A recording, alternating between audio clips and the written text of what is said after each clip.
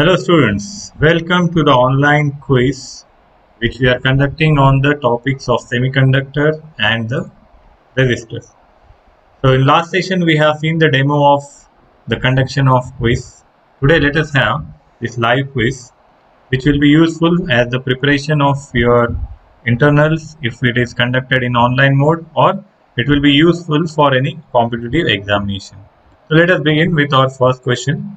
So let me clear you. You have to read the question. We will give the timer, and in live session you have to put your answer while I am giving you the time. So in the same time you have to upload the answer, and no one should copy and paste the answer, right? Why we are conducting this quiz? So that you should think about the answers, you should think about the topics.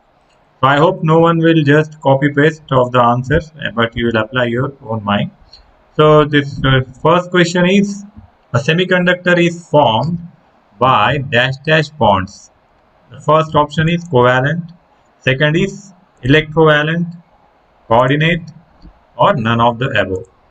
So your time starts now. While putting the answers, you have to just write your roll number. You can copy the roll number, and then you can write the answer or answer number. Like if you want to go for covalent, you should write 1. If you want to go for electrovalent, you should go for 2. So now 6, 7, 8, 9, 10. The time is up. We'll go to next question. The answer is covalent. Is a semiconductor has dash dash temperature coefficient of resistance. Either it is positive, negative, or none of them, or 0. You have to think about it.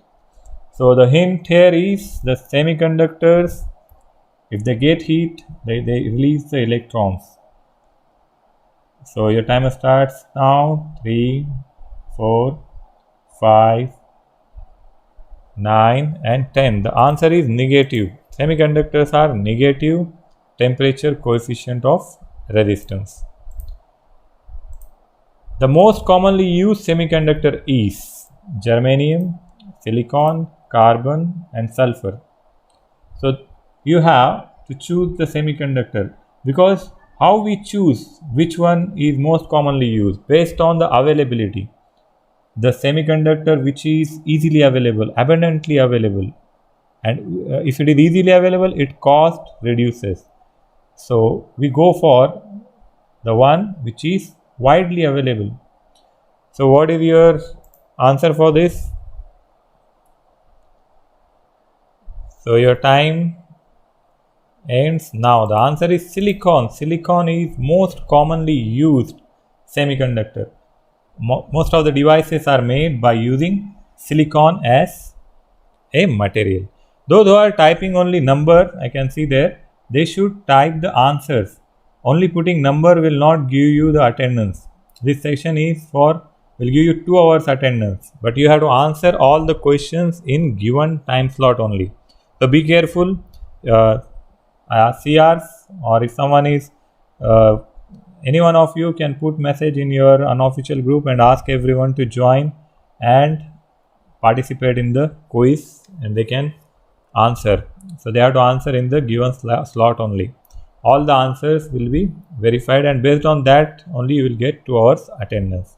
So let us move to next question. Next question is, a semiconductor has generally dash dash valence electrons. How many valence electrons? Where do we have valence electrons?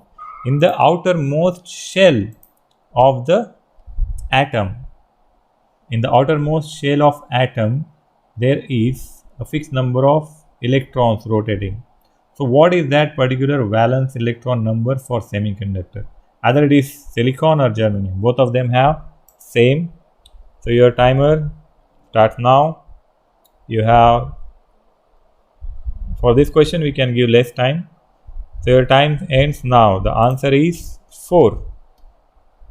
4 is the valence electron number for silicon as well as germanium. Let us move to next question. The next question is, the resistivity of pure germanium under standard conditions is about. So what is the resistivity?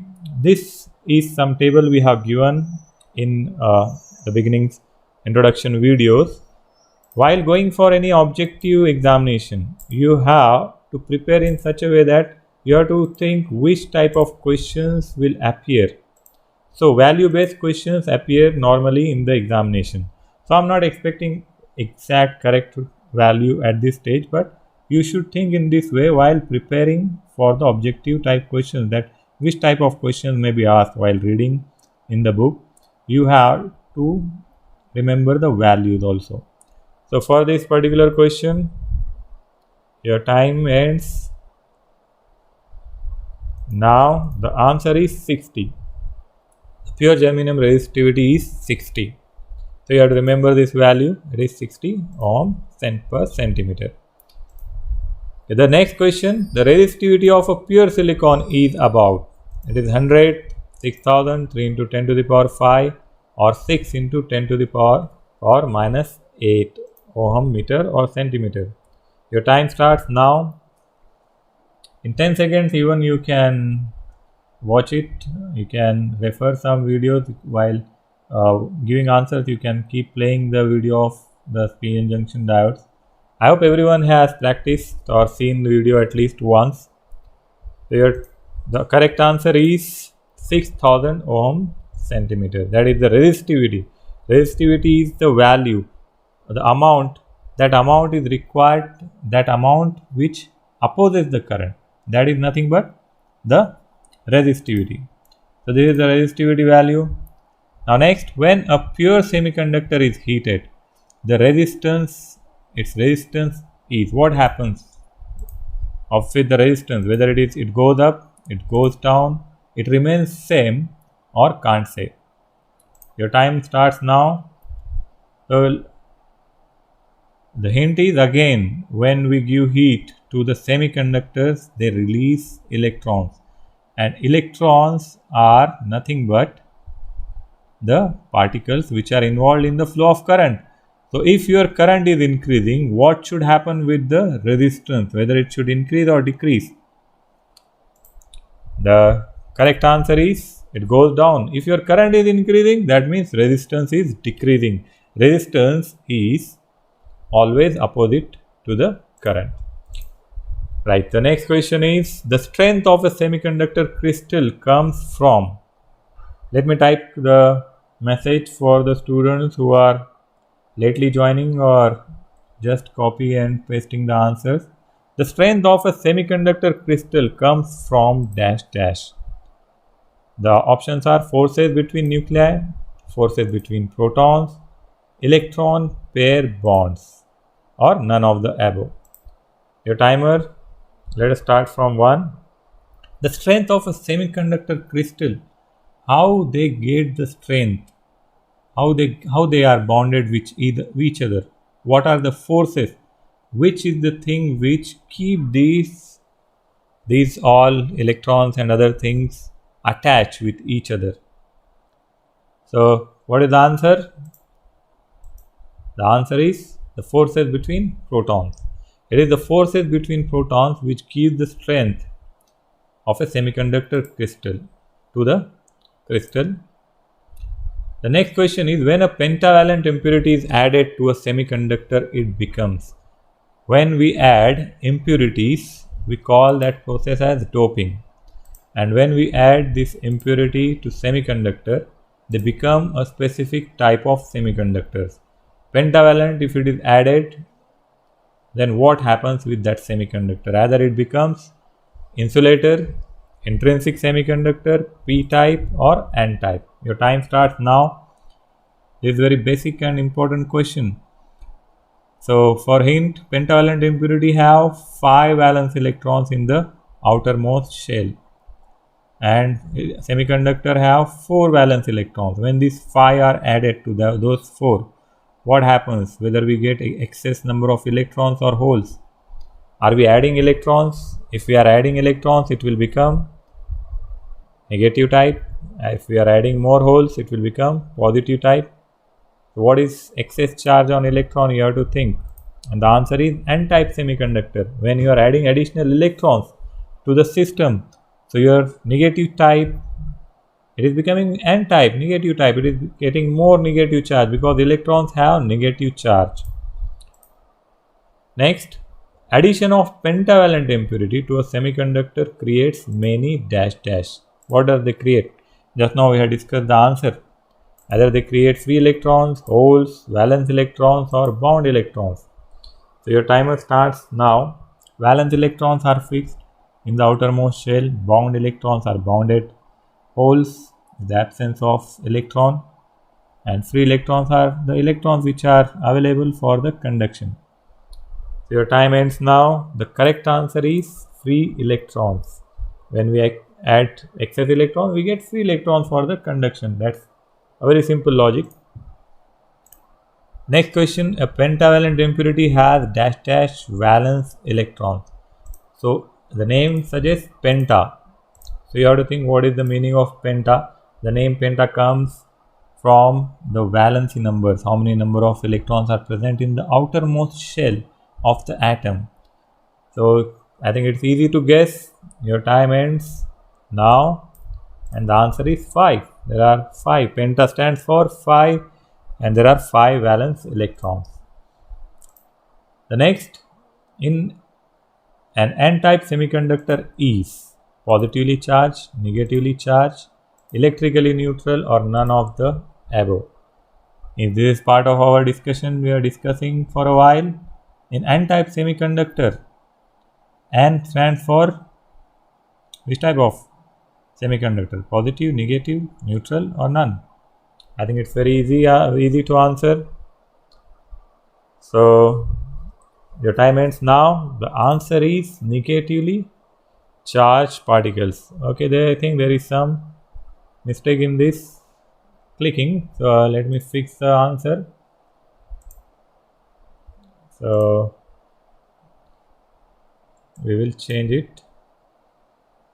The answer should be negatively charged particles.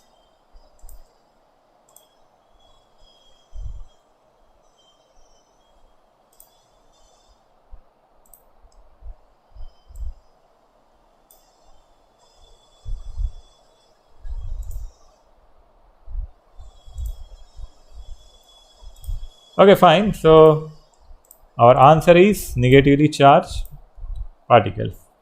Again, let us move to the next question. Next question is the trivalent impurity has dash dash valence electrons 4, 5, 6 or 3. Your timer starts now.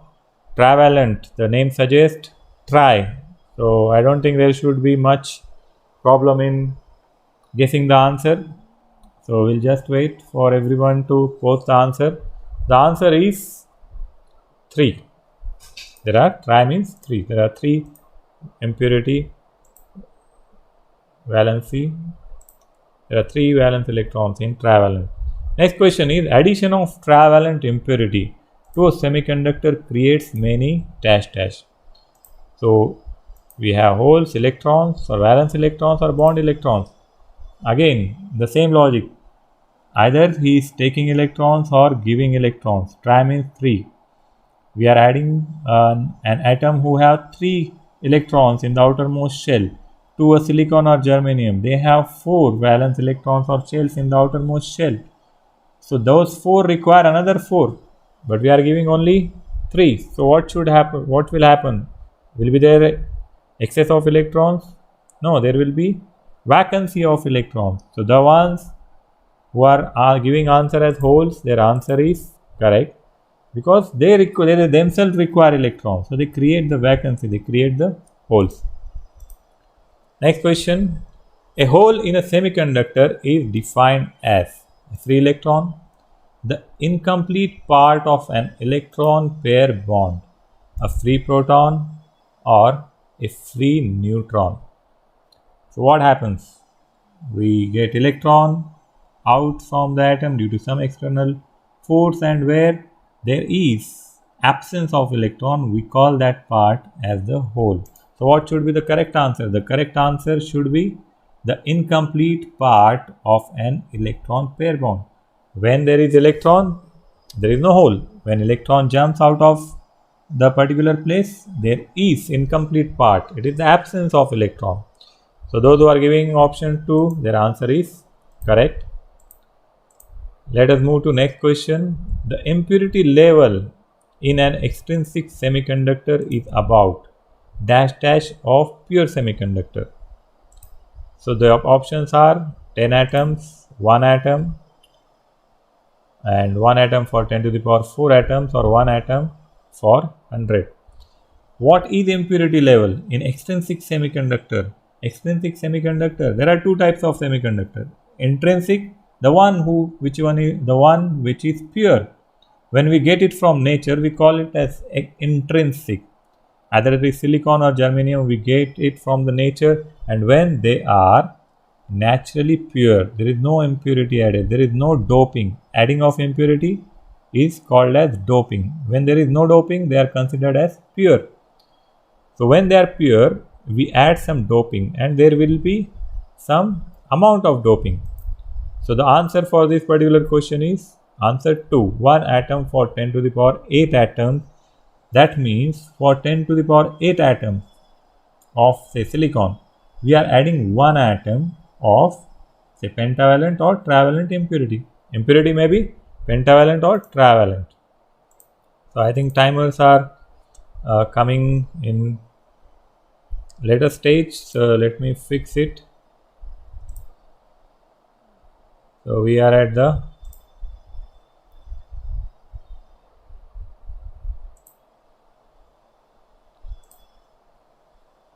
here.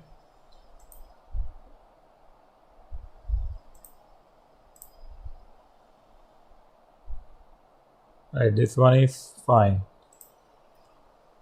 So next question is, as the doping to a pure semiconductor increases, the bulk resistance of the semiconductor dash dash, it remains the same, or it increases, or it decreases, or none of the above. Your timer starts now. Now here, what we are talking about? We are talking about doping of a pure semiconductor. So when we are adding a doping, what should happen? Whether it's resistance, the bulk resistance of semiconductor should increase or decrease. What happens? Your time ends now. The answer is decreases. When we add doping to a pure semiconductor, increases. While doping is increasing, that means conduction is increasing. Conduction is increasing, that means resistance is decreasing. Next question, a hole and electron in close proximity would tend to, if electrons and holes are close, what will happen? They repel each other, attract each other, have no effect on each other, or none of the above. The hint is opposites attract. The nature's law is that opposites attract. Opposites always attract, and the same polarities, they repel each other. Your timer starts now for this question. I can give you 5 seconds are also enough. I can see there are answers. So if they are electron, it's negatively charged particle, holes are positively charged particles, so they surely attract each other. So the answer is attract each other. The next question is, in a semiconductor, current conduction is due to dash dash. Is it due to only holes or only free electrons, or holes and free electrons, or none of the above? So your time starts now. In a semiconductor, what happens? We have current. So what is the reason behind that current? Who formed the current? Either holes or free electrons, or both of them, or none of them. Your time ends now, and the answer is electrons and free holes. Free electrons and holes, both of them contribute in the flow of current. We have seen the virtual concept of hole current. When electrons move from left to right, that means they are jumping from one place to another place. So we feel that holes are moving in opposite direction. So the answer is both electron and hole. The next question is, the random motion of holes and free electrons due to thermal agitation is called diffusion, pressure, ionization, none of the above. The timer starts now. Here the concept is talking about thermal movement of holes and free electrons. What may be the answer? Where diffusion takes place? Diffusion is related with the nature's law. Opposites attract. They form the potential difference. If you remember, pressure is some pressure applied, is some force. Ionization, none of them above. Your time ends now. The answer is diffusion. When there is formation of electrons and holes, there is natural tendency of them to diffuse themselves in the available area. If there is no external field, they try to go in uniform distribution. Everywhere their distribution will be same in uniform distribution. So the spreading of electrons and holes is called as diffusion. Next question. A forward bias PN junction diode has a resistance of the order of, either it is in ohms, kilo ohms, mega ohms, or none of the above. Your timer starts now. So if you have seen the lab sessions, we have seen the hardware lab session, and we have also seen the IIT software simulation. While taking these values, if you can remember what was the level of resistance in forward bias. Forward bias means when it is on. In on condition, what happens? You have to guess the answer. So what should be the answer? So your timer ends now. The answer is ohms. The value is in terms of ohms. So let us move to next question. Next question is the battery connection required to forward bias a PN junction are positive terminal to P and negative terminal to N, then negative terminal to P and positive terminal to N, or negative terminal to P and negative terminal to N, or none of the above. So if you have seen the PN junction diode and our recent classes, it's very easy question to answer. When it becomes forward bias means on. Either we should connect P type to positive, that is P, or negative to negative type N. How shall we connect it? Your time ends now. The answer is positive connected to P type and negative connected to N type. You can remember it like P to P and N to N for making it forward bias. So what should happen for making it reverse bias? It should be opposite. So the barrier voltage at a PN junction for germanium is about, what is the barrier potential? Either it is 5 volt, 2 volt, 0, or around 3 volt. So we have discussed about the barrier voltage. The barrier potential is something which is created due to the movement of electrons and holes. Here we have some correction. These values we will write in terms of set point. So this is 0 point. This is also 0 point, and this one is also 0 point. So what is your answer? 0.5, 0.2, 0, or 0.3? For silicon it is 0.7. So now we are talking about germanium. What should be the answer? Yes, the answer is 0.3 volt. Right? Next question is, in the depletion region of PN junction, there is a shortage of dash dash.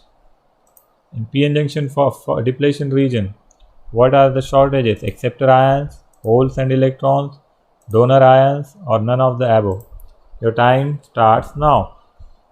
In depletion region that is created around the junction. What is junction? Junction is the line or border which separates P type and N type.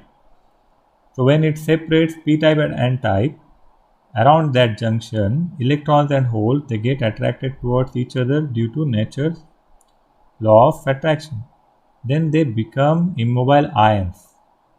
So what is the shortage there? The time ends now. The answer is holes and electrons. When it is a depletion region, they become like a wall and they become the ions, immobile ions. They stop the further movement of electrons and hole movement. You can watch it in the semiconductor part 1, 2 and p-n junctions. So there are no electrons and holes in the depletion region. Next question is, the reverse bias p-n junction has dash dash very narrow depletion region, almost no current, very low resistance or large current flow. So let your timer start from 1. Time starts now. Reverse bias, what happens whether it is on or off? In reverse bias it is off. When it is off, when it is on, there should not be any depletion region. The circuit will break the depletion region and start flowing. What happens when it is reverse bias? In reverse bias it is off. So what should happen with the depletion layer?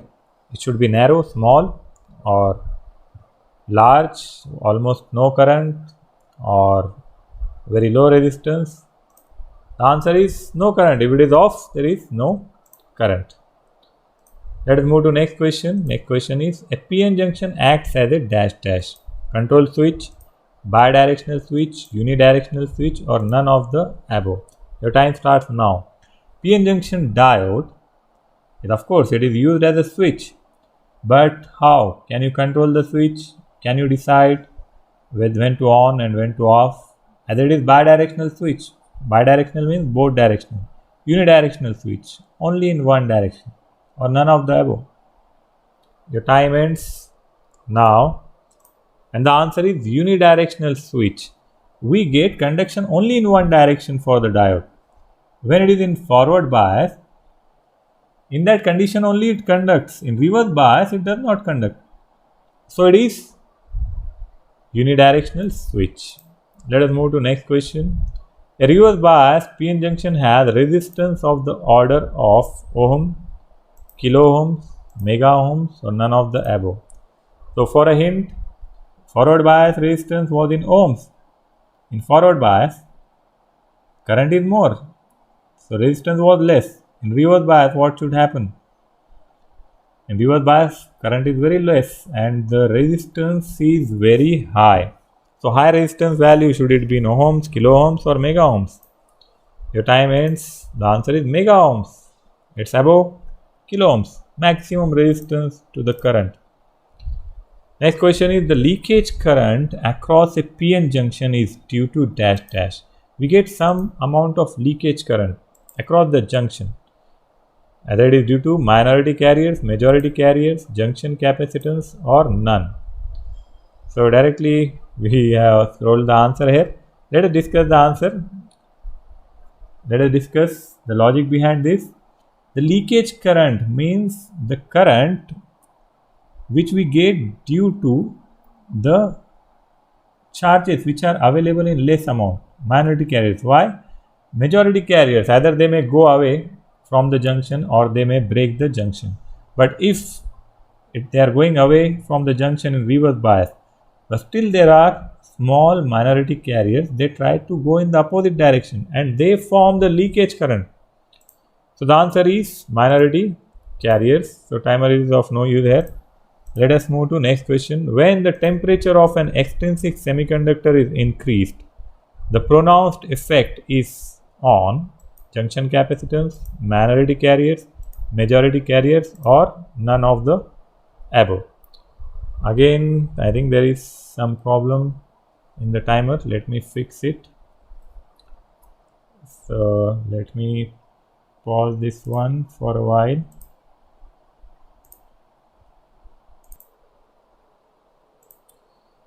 Okay, now this one is fixed. Again, let us go to next question.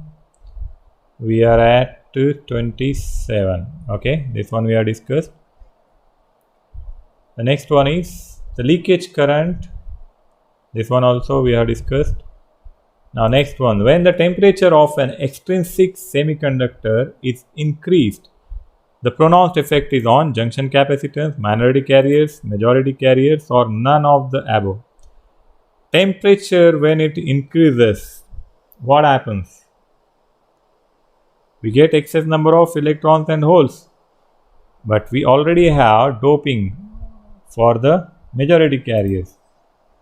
So the answer is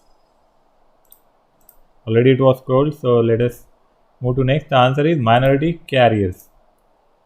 Okay, the next question is, with forward bias to a PN junction, the width of depletion layer decreases, it increases, or remains the same, or none of the above.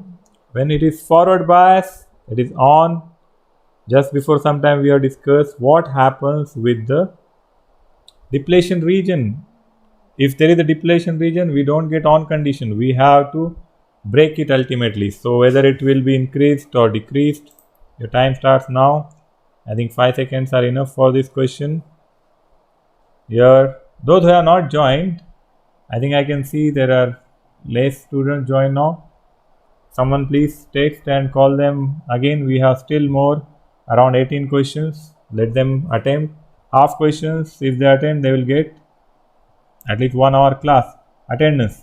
Let the others join. Please call your friends also. So the answer is decreases. Depletion region should decrease so that we will get the conduction. Next, the leakage current in a PN junction is of the order. Leakage current is either it is in amperes, milliamperes, or kiloamperes, or microamperes. The leakage current is due to minority carriers. Minority carriers are not in much number. They are not more number. So what should be the value of leakage current? Whether it should be small or more? Your time ends now. The answer is microamperes. Very small amount of leakage current is present. In an intrinsic semiconductor, the number of free electrons are equal the number of holes, or greater than the number of holes, or less than the number of holes, or none. Your time starts now. It is about intrinsic semiconductor. So for a hint, intrinsic semiconductor is a pure semiconductor. When we add p-type or n-type material, then only they become positive or negative. Then only there will be more electrons or holes. What should happen when it is intrinsic or pure semiconductor? Your time ends now. So the answer is equal the number of holes to the electrons. Both are same. When we add impurity, then only the number will change. But till then, the number of holes and electrons are same. So let us move to next question. Next question is, at room temperature, an intrinsic semiconductor has many holes only, a few free electrons and holes, many free electrons and holes, or no holes or free electrons. So your time starts now. 2, 3, 4, 5.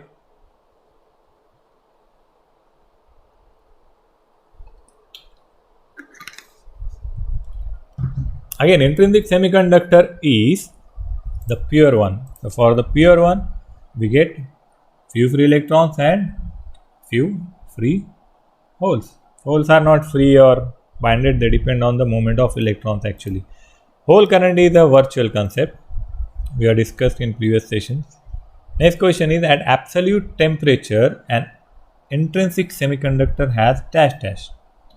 So what happens when the temperature is absolute? A few free electrons, many holes, many free electrons, no holes, or free electrons. Your time starts now. It is intrinsic semiconductor, and when temperature changes the resistance. We have discussed in the previous questions also, but this time we have intrinsic semiconductor, the pure one. Normally where number of electrons and holes are same. So what will be the effect of the absolute temperature? Your time ends now. The answer is no holes or free electrons. The next question is, at room temperature, an intrinsic silicon crystal acts approximately as dash dash. So how they approximately works? As a battery, or a conductor, or an insulator, or a piece of copper wire, like again conductor. So your time starts now. 2, 3, 4. In room temperature, how an intrinsic pure semiconductor will act? Either it will behave as conductor, battery. Can we get battery operation from silicon or germanium? Can we call it a conductor if it does not conduct? Your time ends now. The answer is insulator. Intrinsic semiconductor, there is no excess electrons, there is no movement of electrons, so no conduction, it is insulator. Next question, under normal conditions, a diode conducts current when it is dash. When diode conducts, either it is reverse bias, forward bias, if it is avalanched or saturated. Your time starts now. This one is very simple question. It's very simple to answer.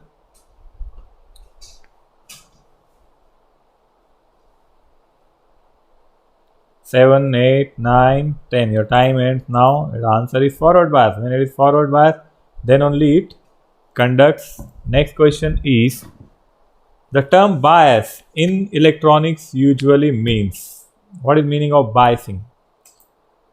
The value of AC voltage in the signal, or the condition of current through a PN junction, or the value of DC voltages for the device to operate properly, or the status of the diode. So let your time start from 1. So your time starts now. In bias means when we connect the values, the voltage value at the input or output side. So what should be the answer? The value of DC voltages for the device to operate properly, or the status of the diode. Your time ends now. The answer is the value of DC voltages. What should be the input voltage?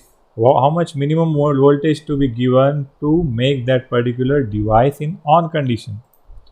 So that is the correct answer. The next, which of the following statements is incorrect? The first statement is, the voltages in a circuit are usually measured with respect to the ground or earth connection. If a body develops an excess of electrons, it will have an overall positive charge. An EMF represents the energy introduced into a circuit by a battery or generator, or a conventional current is in the opposite direction to flow of electrons. So your time starts now. So let us have 15 seconds to read the statements. Voltages in a circuit are usually measured with respect to the ground or earth connection. Is it correct? If a body develops an excess of free electrons, it will have an overall positive charge. Is it correct? What is the charge on electrons? Your time ends now. And the answer is, if a body develops an excess of electrons, it will have overall negative charge, not positive, because electrons are negatively charged particles. Next question is, which of the following is a correct statement of Ohm's law?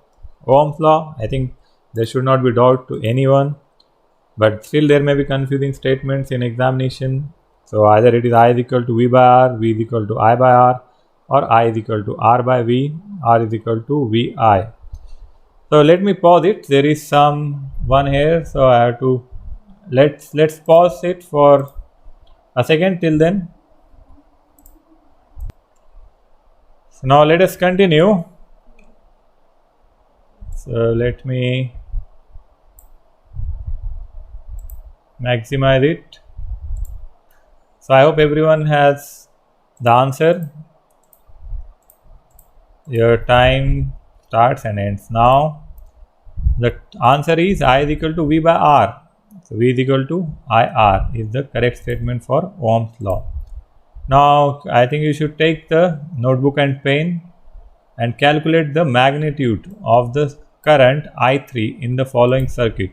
In resistance 1 and resistor videos, we have given the procedure to calculate the resistance between series and parallel. For series, it is direct calculation. Here you have to apply the formula. So your time starts now. Let us have 15-20 seconds for answering this question. Everyone solve it. Everyone should remember these formulas to calculate the resistances, the overall resistances, because while developing or designing a circuit, if you are going for a project using sensors, motherboard or any controller, then most of the time we need to decide the resistance values. What should be the resistance value? At that time, if they are in parallel, how to make equivalent resistance? We should be able to know. So once we know the resistance, we can calculate the current, equivalent current for these two. So your time ends now. The answer is -7. We have to check the directions and all those things we have discussed earlier. The second question is calculate the magnitude of the voltage V2 in the following circuit. Now this time we have to calculate the voltage in V2. What should be the V2? We know the supply voltage, electric field, it is 21. V1 is 7. What should be the value of V2? We know the basic Ohm's law, how current and voltage get divided. So how voltage will divide it here? What should be the answer? So let your timer start now.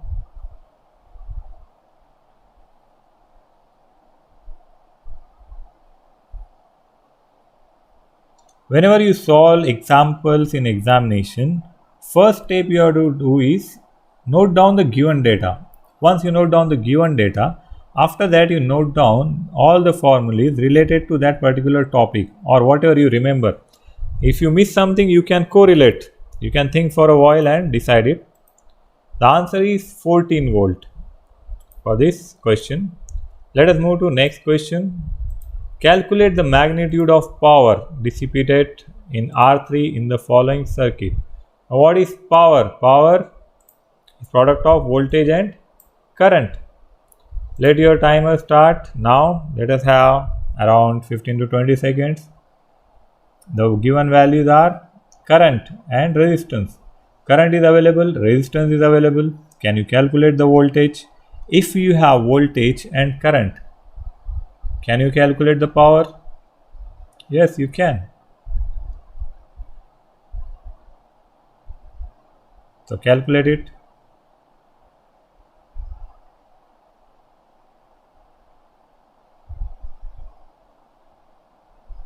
I think that's enough time. Okay. So the answer is 45 watt. Watt is the unit of power. Now next question, calculate the effective resistance of the following combination. This is the most simple question we also seen in the last demo. What we do in the series, we sum them all. So you have 3, 4, 7, 8, 9, 10. Your time is up. The answer is 49 ohms. Next question. Calculate the effective resistance of the following combination. R1 is 12 ohms and R2 is 4 ohms. Both of them are in parallel. If they are in single line, that means they are in series. Now both of them are connected across each other. So this condition is parallel condition. Only two resistance. You can calculate it. Your time starts now.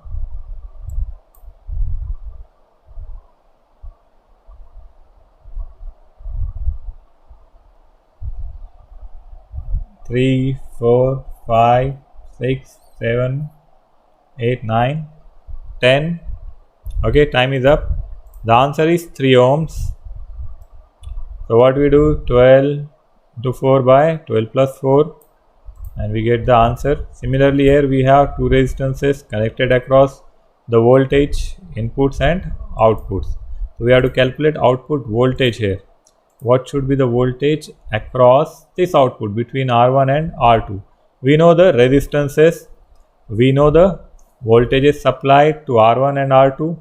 Now we have to calculate the voltage. If you have input voltage, input resistance, we can calculate the current.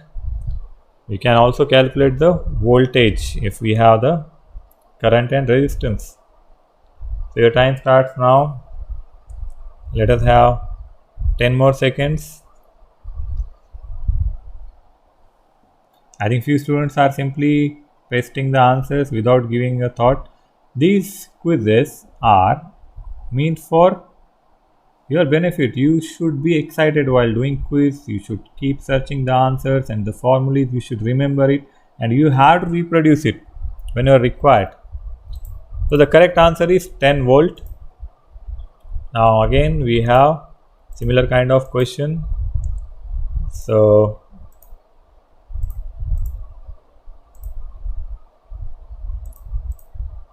for this question, answer is 6 volt. You can note down the values and you can practice it. Let us move to next question. A sinusoidal signal has a period of 40 milliseconds. What is its frequency? So there are basic relations between time period and frequency. Your time starts now. Let us start now. Let us have 10 seconds. What is the relation between time period and frequency? You have to find out. So T, capital T is given. You have to find out the frequency. In 1 second, how many cycles we are getting? That is the frequency of the circuit. Okay, so the answer is 25 Hertz. The next question is again very simple. It may probably our last question of the practice. What circuit element is represented by the following circuit symbol? What is it? Either it is individual voltage source, or a battery with an output voltage, a voltmeter. So say your timer starts from 1.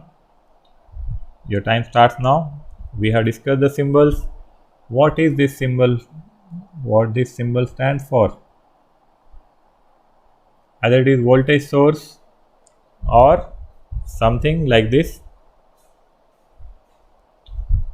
Okay, your time ends now. The answer is a voltmeter. This is a symbol of voltmeter. I hope most of you will practice this session. If we are getting online objective type examination, this will be useful as a revision for you.